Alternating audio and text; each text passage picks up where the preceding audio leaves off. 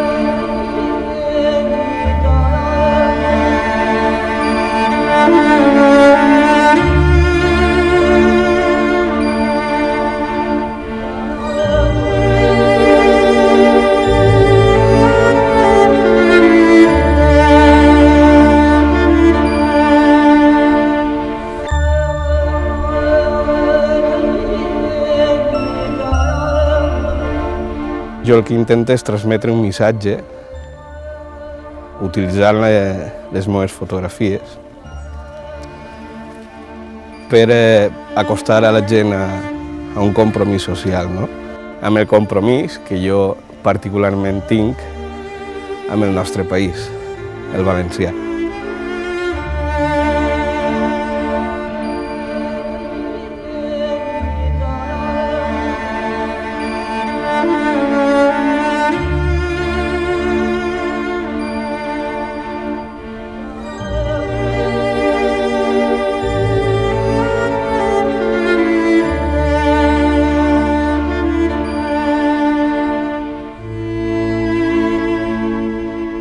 El fotògraf ha de resoldre-ho en un instant, ha de saber veure, ha de tindre una capacitat prèvia gran, ha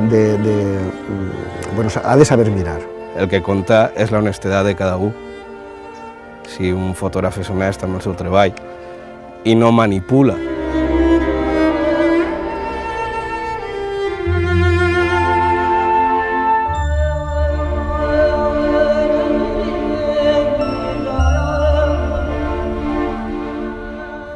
Sempre s'ha dit que una imatge val més que 1000 paraules, no?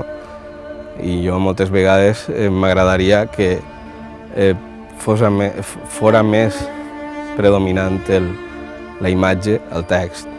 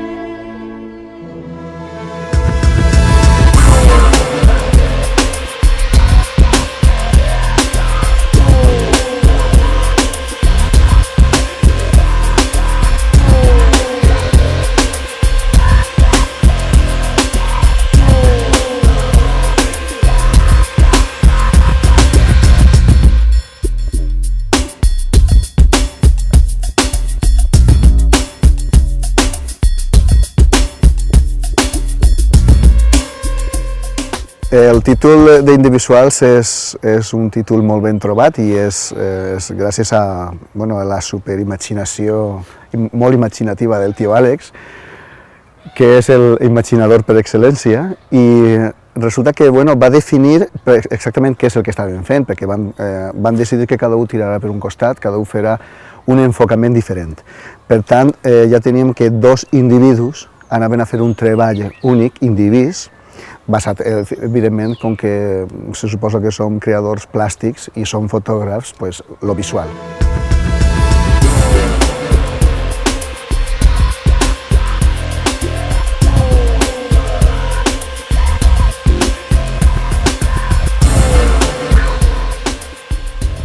Com si diguem dos parts, una d'un acostament des de l'abstracció de color als últims mestres de la pintura i una altra al tractament del retrat més vanguardista, més de simbolisme, més tal com ho veuen els museus, i després el retrat normal, clàssic i senzillet.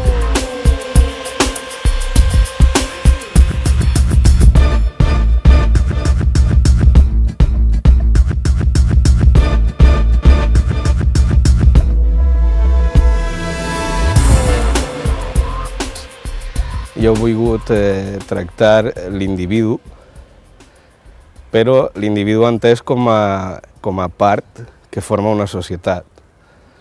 Aleshores, i donat el meu treball com a fotògraf de premsa, el que he volgut retractar són diferents aspectes de la societat valenciana, no? en particular, i denunciar certs aspectes que a mi personalment no m'agraden.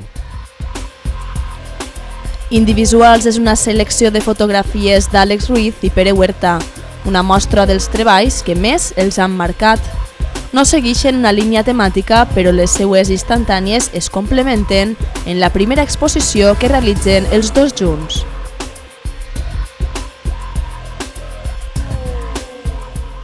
El treball d'Àlex i el meu són complementaris, però n'hi ha un tira tu per ací, jo tire per allà i després acoplem. S'ha deixat molta fotografia a banda perquè no acomplia aquesta unitat que al final sí que apareix en l'exposició. Hem omplert 3 plantes i sí que n'hi ha una fotografia complementària perquè, en definitiva, el resultat final que se pot veure és una revisió de què ha estat tot el tema fotogràfic. Des dels seus inicis fins ara. N'hi ha totes les possibles fotografies, l'estètica, la no, la fotoperiodística, la denúncia, la de museu, la de retrat, la del xiquet.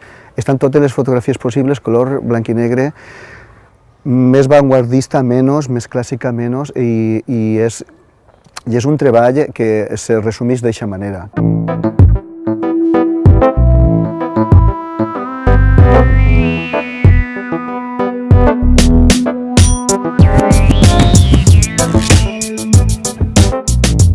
Àlex Ruiz té una il·lusió especial amb aquesta exposició. És a Bellreguard, el que sent el seu poble. Ell és de Gandia, però és a Bellreguard on s'ha criat, entre el carrer Sant Roc i el Molí Miquel, on ha passat les seues millors hores i que té molta culpa de la que avui és la seva manera de veure el món. Il·lusió especial també perquè comparteix sala amb Pere Huerta, la primera persona amb la qual va parlar de fotografia. Pere Huerta va néixer al barri del Raval, quan encara, diu ell, no s'estilava néixer als hospitals.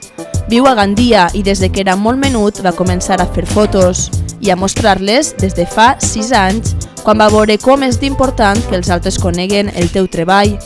Ara és secretari de l'Associació Fotogràfica de la Safor. De fotografia és d'allò que més saben, veuen la vida a través d'un objectiu.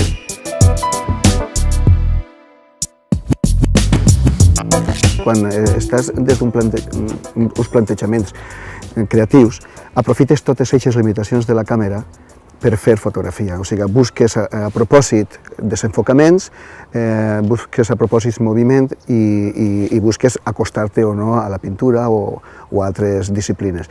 Però com és propi de la foto, se trata de captar, és l'immediat i és un disparo.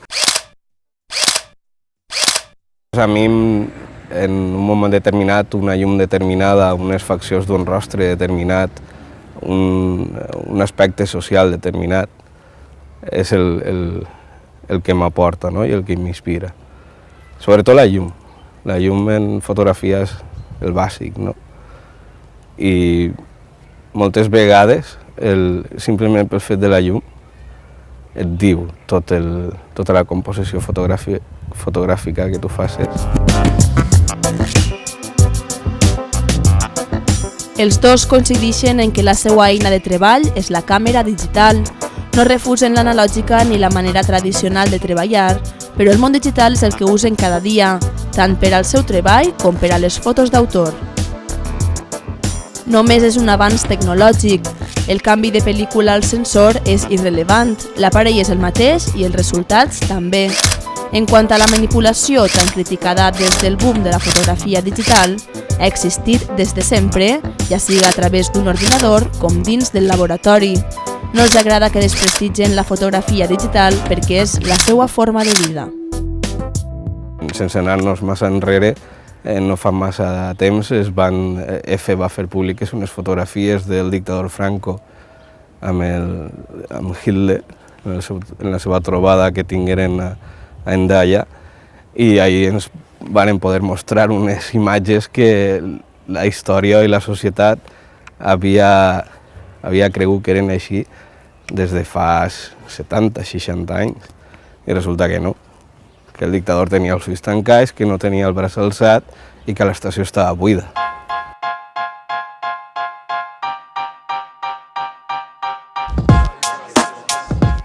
Depenent del mitjà.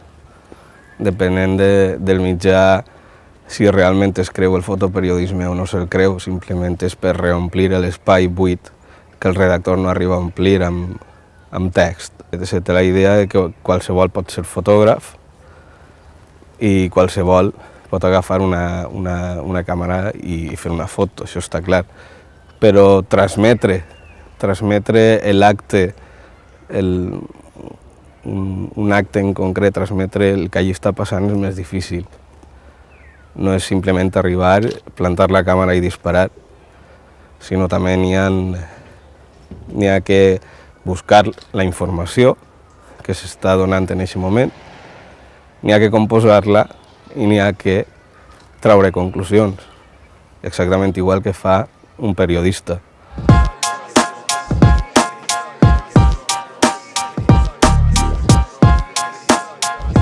En realitat, la millor fotografia de la història són totes les fotografies que t'emocionen o que te transmeteixen alguna cosa. Òscar Camarena és un fotògraf meravellós. Salvador Vittoria és un fotògraf meravellós.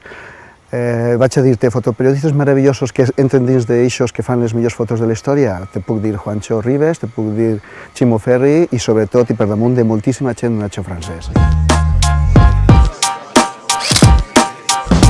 Realment una fotografia de Robert Capa, que és la del milicià que tots coneguem, el milicià que ells correguen si li peguen un tret i està caent, perquè per a mi representa molt, no? Representa molt de la història d'este país, de la història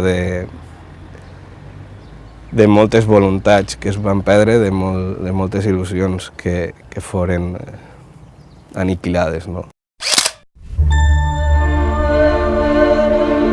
Però en definitiva la millor fotografia és la que està per vindre i cada dia és una la que més et sorprèn, la que més t'ompli i la que et fa emocionar.